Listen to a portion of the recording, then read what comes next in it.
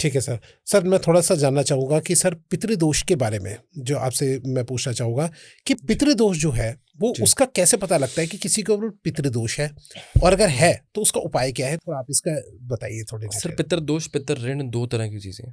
अच्छा। पितृदोष सूर्य के साथ राहु होगा, किसी भी कॉम्बिनेशन से तो बनेगा।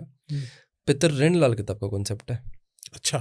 पितृदोष जो है वो लाल किताब का कॉन्सेप्ट नहीं है। नहीं है। नहीं है। अच्छा। तो लाल किताब में क्या है, ऋण होते हैं। अब ऋण की कंडीशन पे मान लो बृहस्पति के पक्के खाने हैं, हर ग्रह के पक्के खाने होते हैं। बृहस्पति के पक्के खाने हैं 2, 5वां, 9वां और 12वां। अच्छा। इन खानों में अगर शुक्र हो, राहु हो, बुध हो जो इसके एनिमी है, तो बाय डिफॉल्ट आपका पितृ ऋण बन जाएगा। अच्छा। बृहस्पति अपने पक्के खानों में ना हो, ठीक है। अगर वो बन जाता है, ऋण बन जाता है वैसी कंडीशन पे, तो बाय डिफॉल्ट एक चीज़ है कि आपको आपका भाग्य साथ नहीं देगा। ओके। आप कोई भी एफर्ट करोगे, रिजल्ट नहीं मिलेंगे आपको दिक्कतें रहेंगी। ऐसी चीज़ पर आपको उन चीज़ों को एनालाइज करते हुए ये समझना है कि आपके लिए पितृ ऋण बनता है या नहीं बनता। अच्छा, अगर मतलब कुछ गलत चीज़ों में फंसते चले जाएंगे, गलत चीज़ों बोल लो, अड़चने बोलो, लाइफ की बहुत ज़्यादा ऐसी चीज़ें होती रहेंगी। अगर ऐसी चीज़ें लगती हैं आपको, तो आप किसी भी धार्मिक जगह के अंदर कोई पीपल का पेड़ लगा के आइए, उसको लगातार पानी दीजिए जब तक वो पौधा चलना पड़े।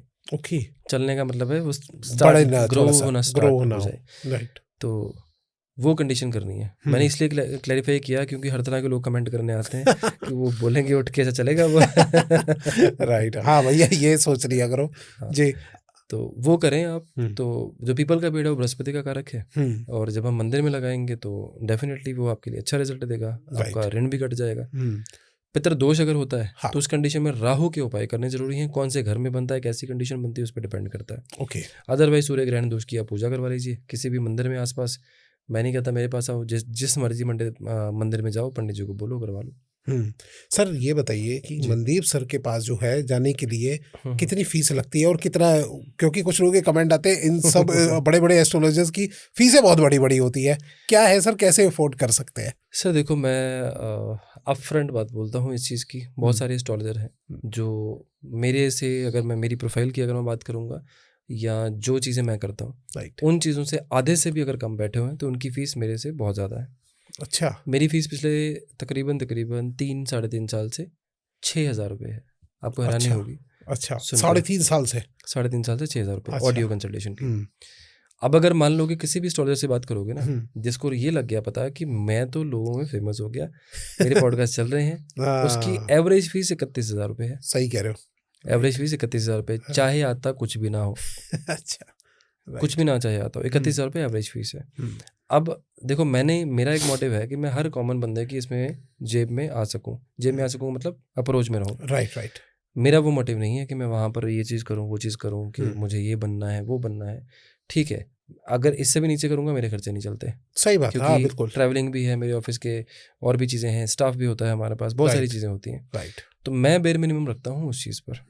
अगर किसी को ऑडियो कंसल्टेशन नहीं है, तो मैं कंसल्टेशन लेनी है तो मैं उतनी फीस पे ही रखता हूँ। कोई कमेंट में पूछ ले, जो मर्जी कर ले, कॉल कर ले कस्टमर केयर पे, यही इन्फॉर्मेशन मिलेगी। अच्छा। बाकी आपकी चॉइस है। अगर आपको मुझे आकर मिलना है तो वो मुझे अवेलेबिलिटी के हिसाब से जो टाइम होगा उसके हिसाब से आपको देना है, और वो आपको टीम गाइड कर सकती है। राइट। तब मिलने की तो फीस बहुत ज्यादा होती होगी आपसे। फिर भी इतनी नहीं है सर, जितनी लोग चार्ज करते हैं। जी हाँ, मैंने कहीं सुनने में आया, जो हमारे यहाँ पे ही कई ऐसे बड़े बड़े एस्ट्रोलॉजर्स आए हैं कि जिनके लिए कमेंट लिखा जाता है, सर इनकी तो फीस ही 31,000 है, 21,000 है 5-10 मिनट बात करने की। तो सर क्या किया जाए? बड़े तो देखो इंटरनेट पे हैं। हाँ, बात सही है। बड़े तो देखो इंटरनेट पर रहें, और एक्चुअल कंडीशन पे देखो, उन्हीं के बहुत सारे कस्टमर मेरे पास आते हैं। अच्छा। जिनकी, मैं समझ गया आपकी बात। राइट। उन्हीं के बहुत सारे कस्टमर मेरे पास आते हैं। अच्छा। जिनके काम नहीं होते, जिनको समझ नहीं आती, बाद में सारे पॉडकास्ट वाले उपाय होते हैं। सही कि चांदी के गिलास से पानी पी लो। अब लॉजिक तो पता ही नहीं है कि क्या है। राइट। क्योंकि हमने तो एक डायरी लगा रखी है, सबके पॉडकास्ट रात को सोने से पहले देखते हैं, उपाय लिखते हैं। राइट। और अगले हफ्ते में जाके पॉडकास्ट फिक्स कंडीशन में जाके हमने बोलते हैं, अच्छा पता क्या करना है, ये करो। हाँ, राइट। ऐसी चीज़ें। तो मैं तो एक सिंपल चीज़ लोगों को बोलता हूँ कि फीस आपकी जो है वो हर किसी की अलग तरीके की, अपने स्किल सेट के अकॉर्डिंगली बंदा चार्ज कर सकता है। कोई भी फीस कर सकता है। सही बात है। लेकिन आपको ये पता होना चाहिए कि बंदा ज्योतिष से बोल रहा है या कुछ भी अनाप शनाप बोल के निकाल रहा है आपको। सही बात है। वो कंडीशन आपको समझनी चाहिए। लोग यही डिफरेंस नहीं कर पाते, थोड़ा यही नहीं समझ पाते। जी सर, थोड़ा सा मैं जानना चाहूँगा कि कोर्ट केस में जो है कई लोग बहुत फंसे होते हैं, तो कोर्ट केस से या फिर कोई गलत केसेस में जो कि सालों साल चल रहा है, उससे निकलने का लाल किताब में आपने अभी तक जो भी उपाय बताए उनमें सबसे बेस्ट आपको कौन सा लगता है, वो थोड़ा बताइए। सर एक ना रील में मैंने उपाय बोला था, पॉडकास्ट में नहीं बोला था ये। ओके।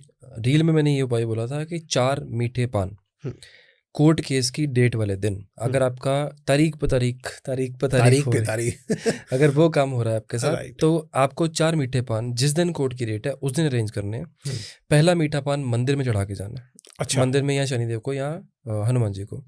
दूसरा मीठा पान चौरस्ते में फेंक के जाना है। तीसरा कोर्ट के अंदर, कोशिश करो गेट के साथ में ही फेंक दो, कोर्ट कॉम्प्लेक्स के अंदर। चौथा अपनी जेब में रखना है, हियरिंग सुन के बाहर आओ, वो भी कोर्ट के अंदर ही फेंक के जाना है। अच्छा। आपके फेवर में भी केस हो जाएगा, आपकी बात भी सुनने लग जाएंगे जज, और आपके केस के जीतने के चांसेस बढ़ जाएंगे। बट आप उस कंडीशन में, उसमें आप जायज़ होने चाहिए। हाँ, ये वाली बात है। ये नहीं होगा कि आप मर्डर करके आ जाओ और पान रखते फिर और सब हो जाए, ऐसे नहीं होगा। राइट। और कोई सर अगर और आसान सा अगर कोई उपाय हो तो? बेस्ट उपाय है ये, सबसे बेस्ट है, सबसे बेस्ट उपाय है। जो किसी को लगता है कि कहीं पे कुछ नहीं हो रहा, तो माता बगलामुखी की आराधना कर लो, या हवन करवा लो वहाँ पे, या माता बगलामुखी के मंत्र का जाप कर लो, करके देखो रिजल्ट मिलता है। अच्छा, जबरदस्त रिजल्ट।